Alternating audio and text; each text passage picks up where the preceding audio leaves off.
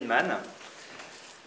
Alors, honnêtement, j'ai lu Feynman au départ, j'ai lu d'abord Logicomics pour préparer cette rencontre, que je connaissais de nom, j'avais eu beaucoup d'avis dithyrambiques dessus, mais je ne l'avais jamais lu et on m'avait dit que c'était très très bien, donc voilà, celle-là je m'étais dit je ne peux pas passer à côté, elle est sortie en 2010 et c'est obligé que je la présente, c'est une vente en plus, ce qui est toujours agréable en librairie, c'est une vente qui s'est fait beaucoup par le bouche à oreille et donc je lis cette BD et je suis scotché. Le soir, je rentre chez moi, je dis à mon épouse, écoute, là je suis désolé, je veux avoir du temps, on ne regarde pas la télé, il y a une super série, bah tant pis, on la met en stand-by, on regardera plus tard, parce que ça, j'avais vraiment, le matin, je me réveillais plus tôt parce que j'avais Logicomics qui me trottait dans la tête et je ressors de cette lecture abasourdi.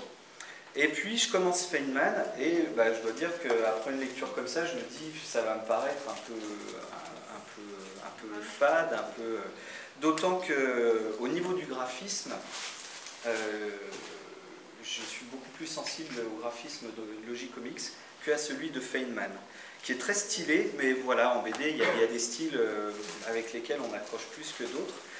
Et ben en fait, non, pas du tout. Alors. Je pense que c'est beaucoup lié d'abord à la personnalité de Feynman.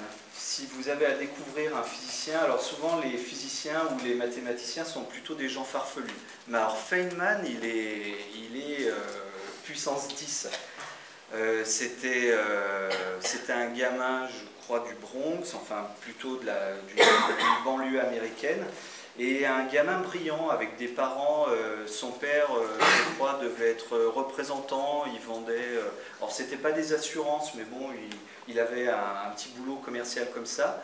Et le petit Richard Feynman, il subjugue ses profs parce qu'il comprend tout. Le sous-titre, si c'est lui l'homme le plus intelligent du monde, on est dans le beau drap. Et effectivement, c'est un gars qui est très très intelligent. Tous les domaines qu'il touche, il comprend tout de suite. Il y a un moment où sa première femme a eu une maladie grave qui s'est avérée être peut-être un cancer, je ne me souviens plus. Et on a mis du temps en fait à diagnostiquer la maladie.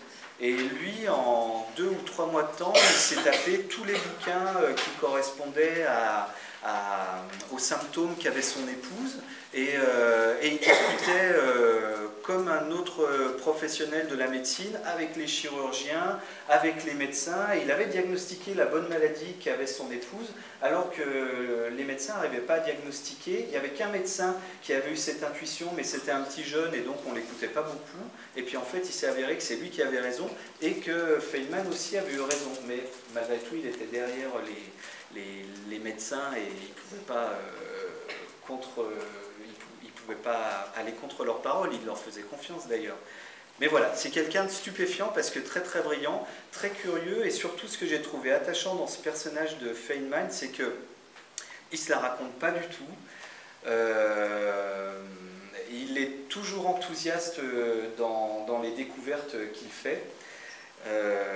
Et quand il a travaillé à Los Alamos, Feynman, et quand il a terminé donc sur le projet de la bombe atomique,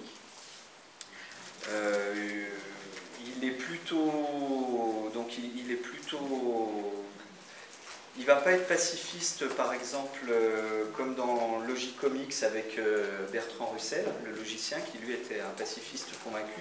Feynman, lui, c'est plutôt quelqu'un qui est pragmatique, et simplement il se dit, les nazis sont en train de fabriquer sans doute une bombe, on a besoin, nous, aux États-Unis, pour arrêter la guerre, de fabriquer aussi une bombe, donc je vais les aider à fabriquer une bombe.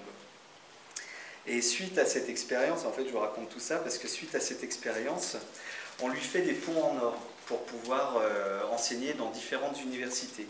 Et c'est un gars qui est assez simple, il a appris le tambour et tout ce pognon qu'on lui propose, ça le fait flipper, il se dit mais qu'est-ce que je vais faire avec tout cet argent? Et donc je vais juste vous lire un extrait qui m'a fait beaucoup rire, je ne me souviens plus quelle université lui proposait, c'était l'université de Chicago, a essayé de me débaucher. Le montant était ahurissant, je leur ai répondu tout de suite. Alors tout le monde lui disait, notamment sa deuxième femme lui disait, mais t'es fou, mais accepte ce montant, mais pourquoi tu as des états d'âme comme ça? Et donc je vous lis un extrait de la lettre qui apparaît dans la BD. Je dois refuser votre offre. Si j'avais un tel salaire, je prendrais une maîtresse, je lui louerais un appartement, je lui achèterais des cadeaux, et voilà ce qui arriverait. Elle me causerait des inquiétudes et des disputes à la maison. Je serais malheureux, incapable de faire de la physique, il est obsédé par la physique. Ce qui l'intéresse, en fait, il veut qu'on lui foute la paix, il veut juste faire de la physique parce que ça le passionne, ça le passionne et jusqu'à la fin de sa vie, c'est un mystère. Pourquoi le monde est formalisable avec des lois mathématiques? Ça le scotche, il ne comprend pas comment c'est possible que le monde soit formalisable avec des lois mathématiques. Donc il veut faire de la physique. Je serais malheureux, incapable de faire de la physique, ce serait la débâcle. Donc, puisque j'ai toujours eu envie, puisque ce dont j'ai toujours eu envie serait mauvais pour moi, je ne puis accepter. Et donc voilà, la secrétaire lit devant le parterre de professeur ébahi cette réponse qui sort un petit peu de l'ordinaire. Et voilà, cette bande dessinée est dans la forme très très bien. Elle tourne autour d'un personnage qui est très très connu dans le monde des physiciens, qui est très très amusant. On prend beaucoup de plaisir, de plaisir à lire cette bande dessinée qui en même temps est très instructive parce qu'elle explique un certain nombre de choses que Feynman a découvertes. Et puis en introduisant cette rencontre autour de cette bande dessinée aussi, ce que je voulais vous dire, c'est que, ce qui ne sera pas le cas de toutes les BD que je vais vous présenter, mais il y a longtemps en fait que la bande dessinée essaye de s'aventurer sur des terrains qui ne sont pas le sien, et notamment sur tout ce qui est transmission de connaissances, tout ce qui est pédagogique. Et souvent, le souci didactique va se faire au détriment, le fond va se faire au détriment de la forme. Et on n'a pas vraiment affaire à une vraie BD, mais on va plutôt avoir affaire à des profs ou à des personnes qui ont envie d'utiliser la BD pour raconter ce qu'ils ont à dire. Et bien avec Feynman, c'est pas du tout le cas. C'est une vraie BD avec un vrai souci graphique, avec...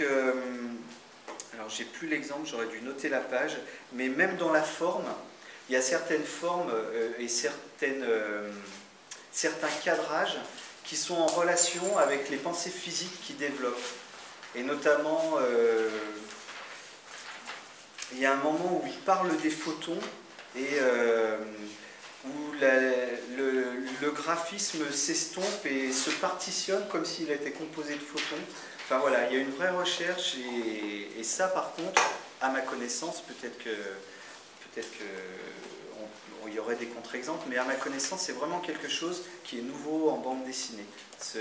Cette qualité dans ce type de BD, tant dans le fond que dans la forme.